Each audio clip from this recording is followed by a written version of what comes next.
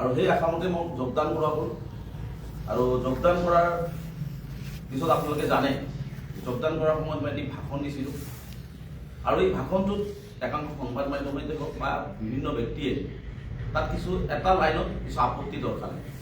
মোৰ লক্ষ্য আৰু উদ্দেশ্য আছিল সম্পূৰ্ণভাৱে যে শদিয়াৰ পৰা ধুবুৰীলৈকে পাহাৰৰ পৰা ভৈয়াম ব্ৰহ্মপুত্ৰ একেলগে আমি অসমখনক আগুৱাই লৈ যাব লাগে, সমন্বয় আৰু উন্নয়নেৰে।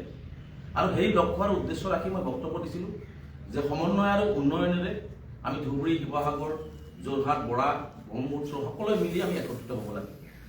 আৰু তাৰে এটা অংশ কোট কৰি মোৰ বক্তব্যৰ কিয়দাংশ মানে তেওঁলোকে বিকৃত ৰূপ দি পেলাই মোৰ যি শুদ্ধ মানসিকতা আছিল, কাৰণ মই এজন অসমীয়া হয়, মই এজন অসমৰ সন্তান হয়, ভাৰতীয় নাগৰিক হয়, গতিকে মোৰ এটা মনত আশা আছিল যে আমি সকলোৱে মিলিজুলি চলিব লাগে। হিমন্ত বিশ্ব শৰ্মা ডাঙৰীয়াৰ সাম্প্ৰদায়িকতাৰ যি অসমত বীজ ৰোপণ কৰি পেলাই অসমখন থান-বান কৰিব খুজিছে, সেই থান-বান কৰা অসমখনক আমি পুনৰাই উদ্ধাৰ কৰি আমি একেলগে আৰু বহলকৈ প্ৰকাশ কৰিব পাৰিলোহেঁতেন।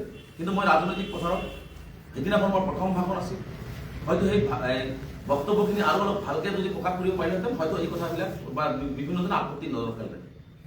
তথাপিতো মই সেই কথাখিনি কোনো ধৰণৰ নেগেটিভ চেঞ্চত লোৱা নাছিলোঁ।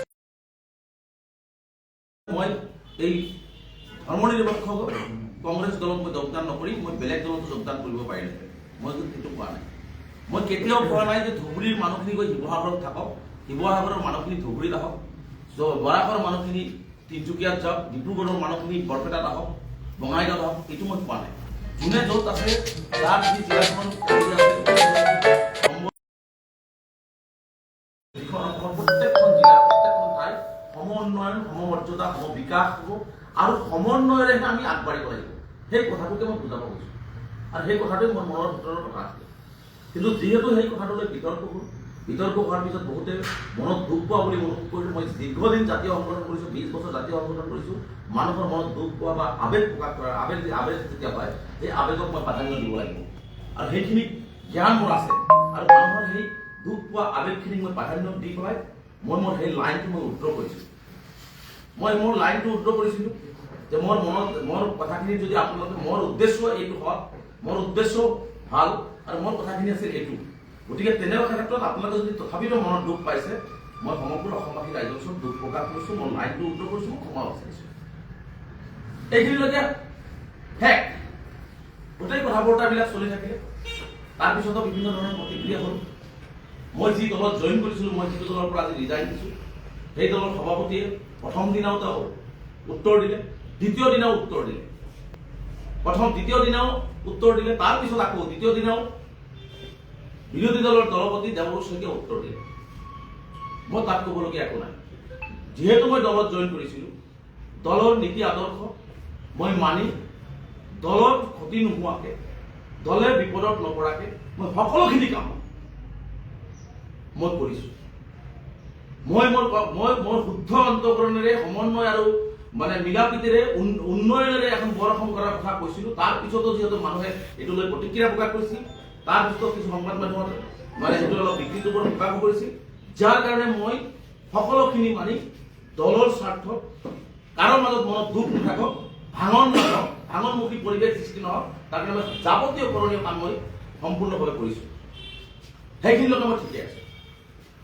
তাৰপিছত মই যেতিয়া প্ৰতিক্ৰিয়াবিলাক চলি থাকিল পিছদিনাখন, তাৰপিছত আকৌ দেখিলোঁ পিছদিনাখন ৰাতিপুৱা দেখিলোঁ ভয়ানকভাৱে মুখ্যমন্ত্ৰী হিমন্ত বিশ্ব শৰ্মা ডাঙৰীয়াই যি ধৰণে দুদিন মোক লৈ বিভিন্ন ধৰণে তুচ্ছ তাচ্ছিল্য, নিয়ালেণ্ড, এটা সংবাদ মাধ্যমত ক'লে যে নিয়ালেণ্ড বনাব খুজিছোঁ।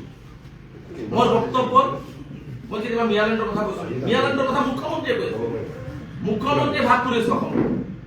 মুখ্যমন্ত্ৰীয়ে উজনি নামনি এখন নিকৃষ্টতম ৰাজনীতি কৰি আমি বিচাৰি আছোঁ ভাগ কৰে, জিলা ৱাইজ ভাগ কৰে। সেই মনোবৃত্তিৰে মুখ্যমন্ত্ৰী কামবিলাক কৰিছিল আৰু সেই কথাবিলাক মই একেলগে এটা অসম কৰিবৰ কাৰণে আহ্বান জনাইছিলোঁ। আৰু তেনে ক্ষেত্ৰত পিছদিনাখনো মই দেখিলোঁ যে বেলেগে কোৱাৰ আগত মই যিটো ঘৰত গৈ জইন কৰিলোঁ, যিটো ঘৰৰ মই নতুন আলহী, মই প্ৰথম দিনা সকলোখিনি কোৱা হ'ল, মই কৰিলোঁ। পাৰ্টিৰ সভাপতিয়ে প্ৰথম আৰু দ্বিতীয়টো ষ্টেটমেণ্ট দিলে, মই সকলো মানিলো। বিৰোধী দলৰ দলপতিয়ে মোৰ বিষয়ে কিবা কিবি ক'ল, তথাপি মই মানি ললো। তৃতীয় দিনা মানুহৰ এটা সহ্যৰ সীমা থাকে। মই উপজাচি যোৱা নাছিলো, মোক নিমন্ত্ৰণ কৰি লৈ যোৱা হৈছে, আৰু মই সেই নিমন্ত্ৰণ এইকাৰণে ৰক্ষা কৰিছো যে মই ধৰ্ম নিৰপেক্ষ এটি দলত বিশ্বাস কৰো, আৰু আমি ধৰ্ম নিৰপেক্ষভাৱে অসমখন আগুৱাই লৈ যাব লাগিব। বিৰোধী দলৰ দলপতিয়ে তেওঁ পত্ৰ লিখিলে, কাৰণ আপোনালোকে জানে যে তেওঁ বিৰোধী দলৰ দলপতিৰ কোনো কাম নাই। তেওঁ এটাই কাম, তেওঁ বিধায়ক হোৱাৰ পিছৰ পৰা আপোনালোকে চাব, ইতিমধ্যে বোধহয় কংগ্ৰেছ দলত আৰু হাইকমাণ্ডক 10,000 মান পত্ৰই লিখিছে, তাৰ বেলেগ কাম নাই। তেওঁ খালি পত্ৰই লিখে, এটা পত্ৰ লিখা বিধায়ক। সেই পত্ৰ লিখি লিখি দলৰ মাজত বিভিন্ন ধৰণৰ বিভাজন সৃষ্টি কৰে। সেই বিৰোধী দলৰ দলপতিগৰাকীয়ে মুখ্যমন্ত্ৰীয়ে যি ধৰণে মোক আক্ৰমণ কৰি আছিলে, মুখ্যমন্ত্ৰীয়ে মোক যি ধৰণে কথা বতৰাবিলাক কৈ আছিলে, বিজেপি দলে মোক যেনেকৈ কথা বতৰাবিলাক তেওঁৰ মন্ত্ৰীবিলাকে কথা বতৰা কৈ আছিলে, সকলোখিনি আগদিনাখন শেষ হৈ যোৱাৰ পিছত মুখ্যমন্ত্ৰীৰ ভাষ্যৰ দৰে একেই ৰূপত আকৌ দেওবৰুৱা শইকীয়া ডাঙৰীয়ে ভাষ্য প্ৰদান কৰিলে।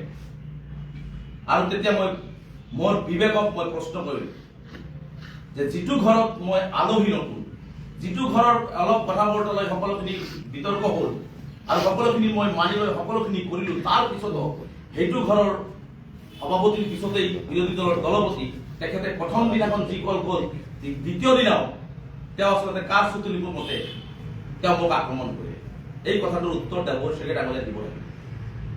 আৰু দেওবৰুৱা শইকীয়া ডাঙৰীয়াৰ মুখৰ কথা আৰু হিমন্ত বিশ্ব শৰ্মা ডাঙৰীয়াৰ মুখৰ কথা এক, কাৰণ অসমৰ ৰাইজ, প্ৰত্যেকজন ৰাইজ গম পায়, আমিও গম পাওঁ বিজেপিৰ এজেণ্ট সোমাই আছে।